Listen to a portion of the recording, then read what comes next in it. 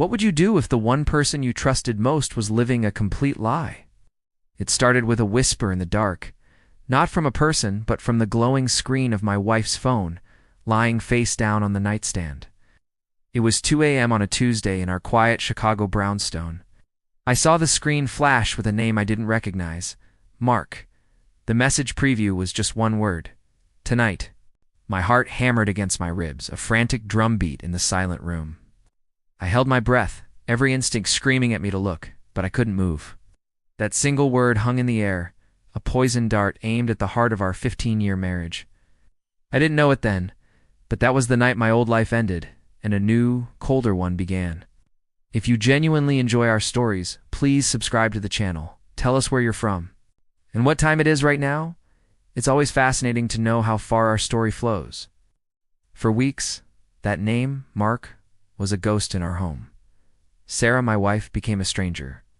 She'd laugh at her phone, a private, secretive sound that made the hairs on my arms stand up. She started working late, blaming new projects at the art gallery she managed on Michigan Avenue. The excuses were flawless, polished stones she'd drop into the conversation, but they felt weightless, hollow. I'd find receipts from expensive restaurants I'd never been to, tucked away in the pockets of her designer coats. The Drake Hotel, Gibson's Bar, places we used to dream of going for anniversaries. Now she was going with him. The humiliation was a physical thing, a bitter taste in the back of my throat. She'd come home smelling of a cologne that wasn't mine, a faint, expensive scent of sandalwood and betrayal. She became colder, more distant.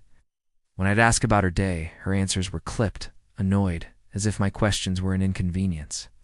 She'd look at me, her eyes flat and empty, and I could feel her contempt. She and this Mark, they felt untouchable, wrapped in their bubble of deceit, while I was on the outside looking in, the fool playing the part of the loving husband. One evening, I tried to hold her, to feel some semblance of the connection we once had. She flinched, pulling away like my touch was repulsive. "I'm tired, John," she said, her voice like ice.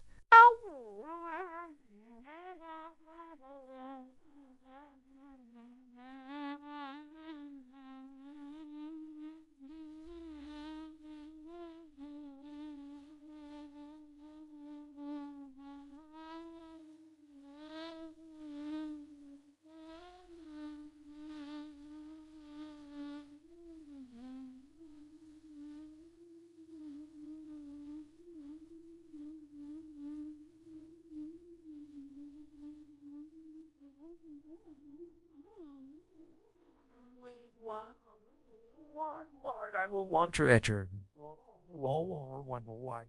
One, Sarah, I were where I grew up when we were great.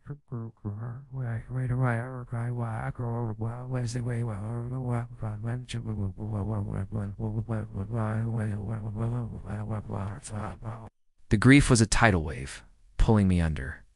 I locked myself in the bathroom, turned on the shower to drown out the sound of my own ragged sobs, and slid down the cold tile wall, completely shattered. But as the water washed over me, something else washed over me too. The grief began to harden, crystallizing into a cold, sharp resolve. The tears stopped. The breakdown was over. It was time to fight back. My first step was hiring a private investigator, a grizzled ex-cop named Frank. I gave him everything: the name, the late nights, the receipts. While Frank worked, I became an actor in my own home. I played the part of the oblivious, doting husband. I'd make her coffee in the morning, kiss her goodbye, and tell her I loved her, the words feeling like ash in my mouth. Frank's first report landed in my inbox a week later. It was a gut punch. Photos, dozens of them.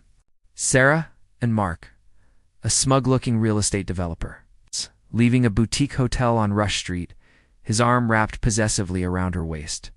Them laughing over cocktails on a rooftop bar, the city lights twinkling behind them like a scene from a movie I was never cast in.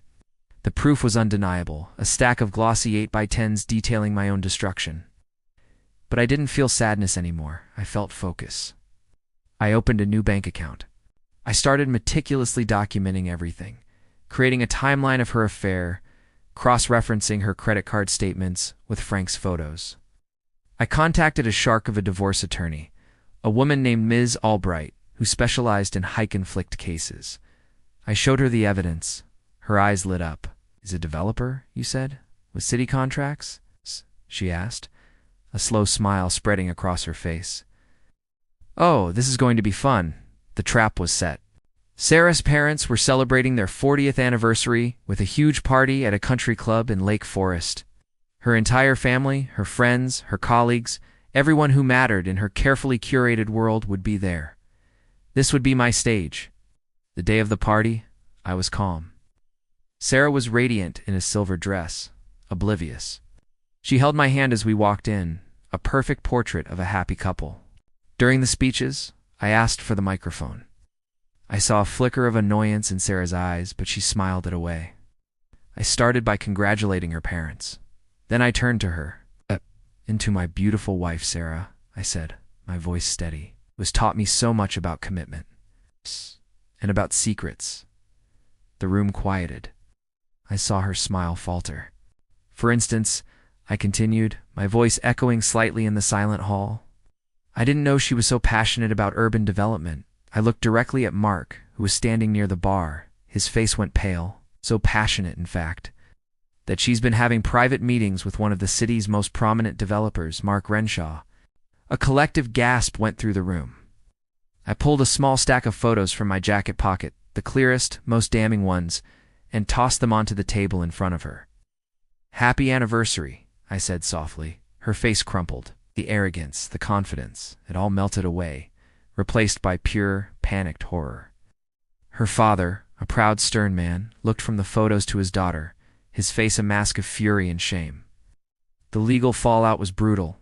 Ms. Albright used the evidence of the affair, combined with some of Mark's shady business dealings Frank had uncovered, to paint a picture of infidelity and corruption. Mark's city contracts went under immediate review. His reputation was ruined overnight. Sarah got nothing. The morality clause in our prenup, the one she'd insisted on, was her undoing. She lost the house, her alimony, and the respect of everyone she knew. Her gallery fired her. Her friends abandoned her. She was a social pariah. I got full custody of our daughter Lily. The last time I saw Sarah, she was leaving the courtroom, her face pale and drawn. She looked hollowed out, a ghost of the woman she used to be.